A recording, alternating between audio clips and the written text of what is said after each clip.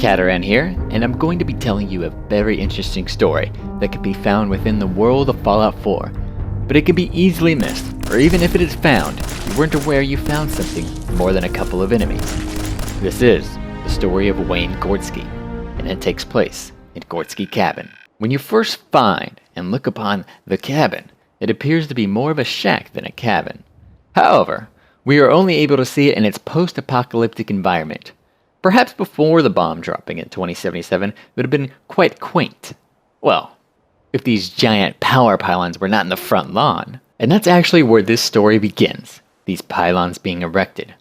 Now the game doesn't explicitly tell us very much about Wayne Gorski, but due to clever world building and what little straightforward evidence there is, we can infer the missing pieces to this short and interesting story.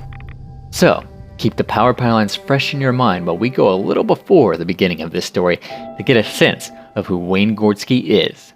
We can presume Wayne purchased or built the cabin before the pylons were there because in a letter that could be found written by Wayne himself, he is clearly very unhappy that they built electrical towers in his front lawn. Wayne is likely a man of science. We could assume this after finding the chemistry station in his cabin. Additionally, the player character later finds evidence that the man knows how to construct incendiary devices, and we're not talking about your run-of-the-mill bottle cap mine. However, his cabin home is very simple with no appliances. His light sources are oil lamps. Really, nothing that would suggest modern technology other than chemistry station. Humorously, the cabin is not built on any kind of foundation. It's placed directly on top of what appears to be stone blocks. Okay. What I'm trying to get you to understand about Wayne Gorski is that he's an intelligent man who is probably more than familiar with modern technology, but chose to shy away from it when he decided to settle down. Then, back to the beginning of the story, the electrical towers were built. An extraordinary vista was ruined. Of course, we can only imagine that great view now, but I'm sure it had lush green grass in its front lawn, with vibrant rolling hills in the midground, and buildings and sky in the distant background. There was probably even a white picket fence. Heck, I bet there was often a hot wife sunbathing on summer afternoons. Okay, maybe not the wife part. But then those damn towers were built and it really started to get to Wayne.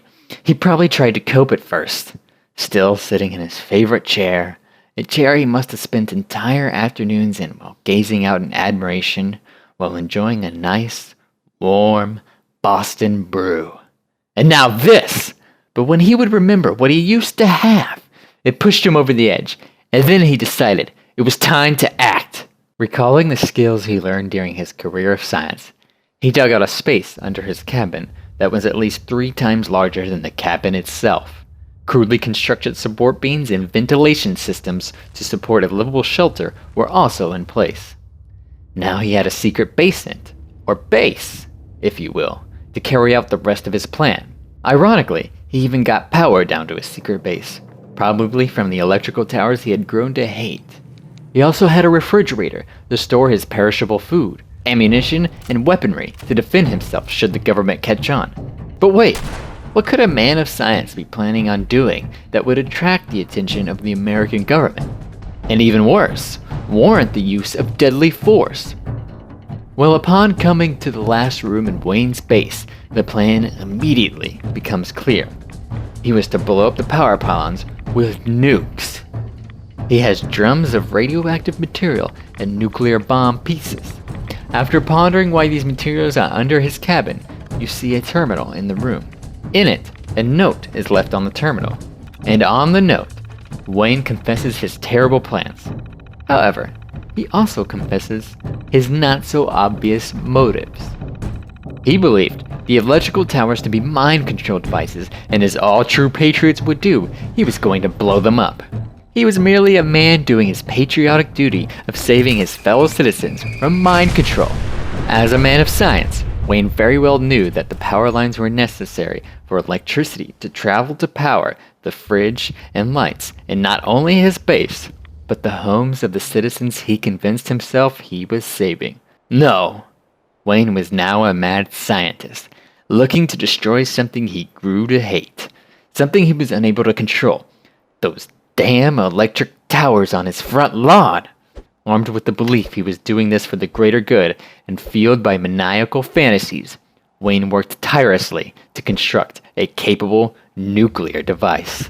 Wayne worked efficiently and got very far on his project, but as it turns out, this was a big job for one man.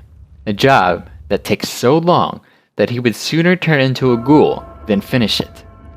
You see, in Wayne's frenzied labor, he didn't account for the effects of long-term exposure of unmanaged nuclear materials would have on his body. And with the electrical tower still looming over his humble shack, a ghoul is all that ever became of Wayne and his plan. And that's how we find Wayne. After fighting the ghouls that now inhabited his land 200 years later to safely enter his cabin, we find the secret hatch to his base. We enter the base, and soon we wonder who would put such effort into building something sophisticated under a little old shack. Then, as we near the end of the base, we find the hollowed ghoul, a husk of what he was, but still filled with the anger that led to his demise.